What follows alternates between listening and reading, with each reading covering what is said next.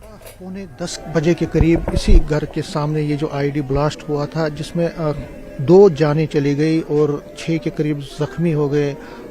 यहाँ पे जो आपको ये दिखाई दे रहे हैं जो बच्चे हैं, ये भी इस आईडी ब्लास्ट में जख्मी हो गए और इस ब्लास्ट में जख्मी हो गए थे। और ये जो लड़की है जिसको आप देख रहे हैं विजुअल्स में, इनके भाई की भी इसमें डेथ हुई है ब्लास्ट में, और कई बच्चे इसमें जख्मी हो गए थे। आपका नाम क्या?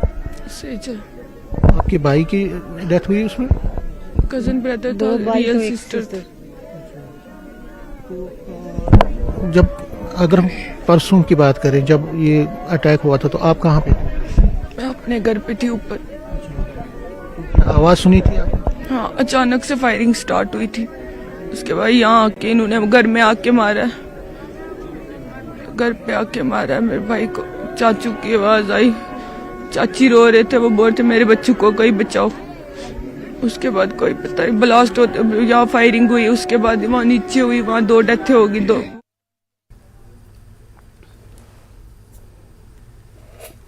और हमारे साथ हमारे संवाददाता समीर इस वक्त जुड़े हुए हैं। इससे पहले हमने राजन से बातचीत की थी। समीर, मैं ये जानना चाहता हूँ कि अब जाहिर है कि वहाँ पर अंतिम संस्कार तो हो चुका और जो एनआईए की टीम वो भी पहुँच चुकी है, उसने सैंपल भी वहाँ से इकट्ठा कर लिए हैं।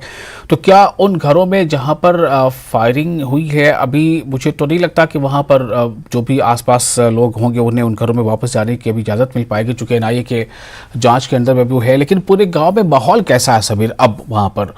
और क्या लग रहा है कि जो जिंदगी, जो नॉर्मल हालात थे वहां पर, वो जल्द वापस लौट आएंगे वहां पर?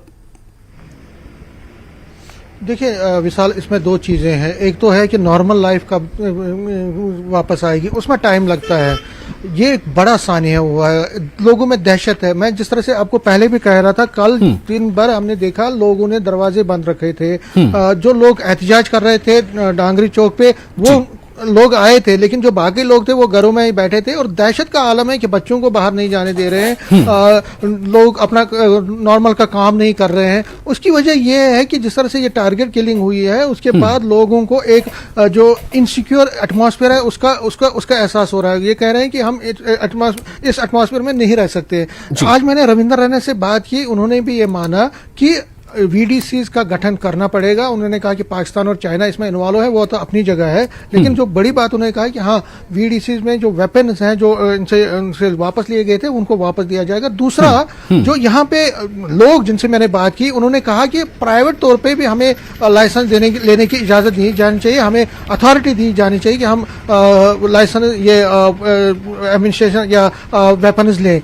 ये वेपन्स लेने का जो है ना, ये बहुत इंपॉर्टेंट फैक्टर है, बहुत इंपॉर्टेंट ये चीज कह रहे हैं, क्योंकि लोगों को लगता है कि अब यही एक माध्यम है जिससे हम मिलिटेंसी का काबू पा सकते हैं या मिलिटेंसी को यहाँ पे खत्म कर सकते हैं।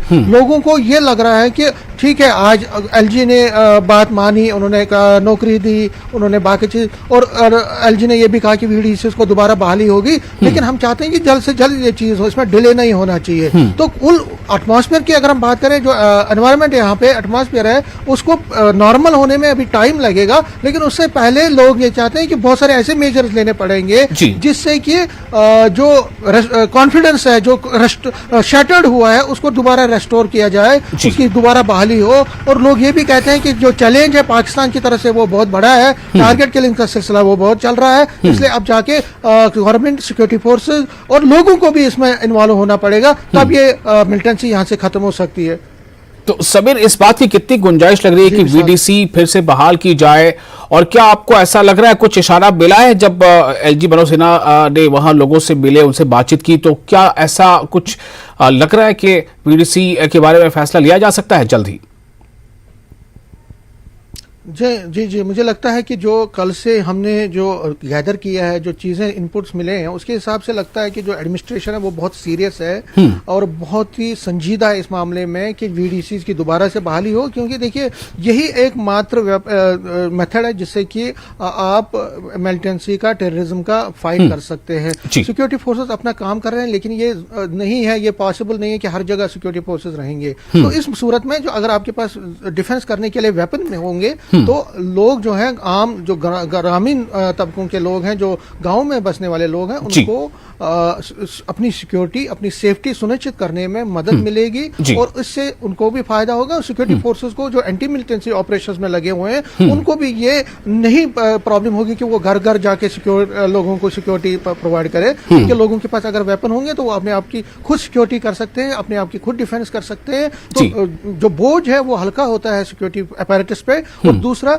जो आतंकवादी अगर कहीं पे भी अटैक करें तो उनका रिपल्शन होगा, उसी टाइम उनको रिप्लाई दिया जाएगा। तो ये सिक्योरिटी एस्पेक्ट से भी बहुत बेहतरीन है। तो मुझे लगता है कि बहुत जल्द इस पे फैसला होने वाला है। एलजी ने भी इसको माना है, एडीजीपी डीजीपी दिलबाग सिंह ने भी कहा है और जो जितने भी सीनियर ऑफिसर्स हैं उन्होंने भी ये कहा है कि इस पर मंथन हो रहा है और इस पर जल्दी फैसला लिया जाएगा। ठीक है।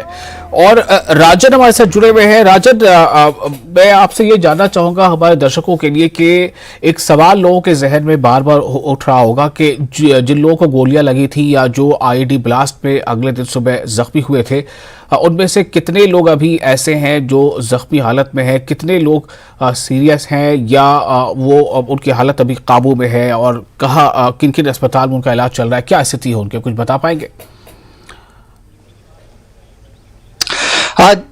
जी विशाल, सुबह ही हमने जो ये मेडिकल सुपरिटेंडेंट है यहाँ जीएमसी रजौरी में, उनसे बात की है। उनका कहना है 12 लोग उनके पास अभी भी हैं, जिनमें से एक जो शख्स है वो क्रिटिकल है। उसकी 4 घंटे की सर्जरी हुई थी, जिसके बाद अभी भी उसकी हालत नाजुक बनी हुई है, लेकिन उन्होंने उम्मीद जताई है कि उसको भी बचा लिया जाएगा। 2 लोग उनका कहना है कि जीएमसी जम्मू में जो है वो रेफर किए गए थे। और ये सबसे अहम बात है कि एक ही शख्स अभी क्रिटिकल है, जो बाकी अन्य हैं वो अभी रिस्पॉन्ड कर रहे हैं, जो ट्रीटमेंट उनको दिया जा रहा है।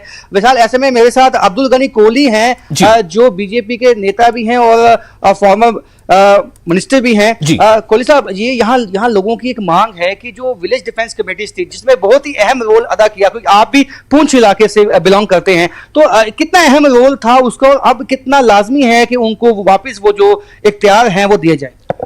इससे पहले कि मैं आपके सवाल को जवाब दूं, वैसे ये बड़ा दुखदाई मामला है। ये 6 आदमियों का कत्ल नहीं किया है, इन्होंने इंसानियत को कत्ल किया है। और इस मौके पे मैं सबसे अपील पहले ये करूंगा कि मैं सब ने हिंदू मुस्लिम सिख कतार इकट्ठे होके इस साजिश का मुकाबला करना है, ताकि दुश्मन जो है उसको आइंदा के लिए ऐसा मौका ना मिले। वो तभी हो सकता है कि हमने अपने भाईचारे को कायम रखना है। जहां तक आपने डिफेंस कमेटी का रहा, ये अपने तौर पर मैं भी सोच रहा था, मैं पुंछ का हूं लेकिन इलेक्शन लड़ा है एमएलए रजौरी से, कालाकोट से। तो अब ऐसा है कि डिफेंस कमेटी को मजबूत करना जो है वो नहायत ही जरूरी है। अगर यहाँ वो हालात होते डिफेंस कमेटी का जो सिलसिला, तो मुझे लगता है इतना नुकसान हर किसी नहीं होने वाला था। तो देखिए, अब ना मैं यहाँ क्या नाम है आर्मी को ना पुलिस को, कि यहाँ क्या कमजोरी है, गांव में कहीं भी आ सकते हैं, उसमें ना पुलिस कुछ कर सकती है ना कुछ आर्मी कर सकती है। अलबत्ता अगर इनपुट हो तो उसके लिए बाज़ाब्ता उनको अलर्ट रहना पड़ता है। तो उसके लिए बेस्ट जो आप कह रहे हो, जो हथियार हम इस्तेमाल कर सकते हैं ऐसे वाक़यात के लिए, ऐसी जगहों के लिए, और वो यही है कि डिफेंस कमेटी जो है।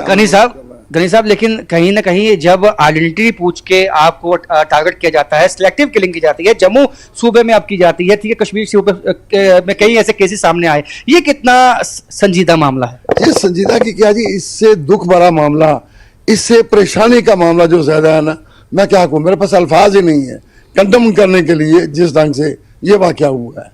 ये सबको नहीं है, इस दुख सुख में हम सब इकट्ठे उनके साथ शामिल हैं, लेकिन जो वाकया आपने दो पे हुआ है इसके लिए मेरे पास अल्फाज नहीं है बुरे से बुरे कि मैं क्या।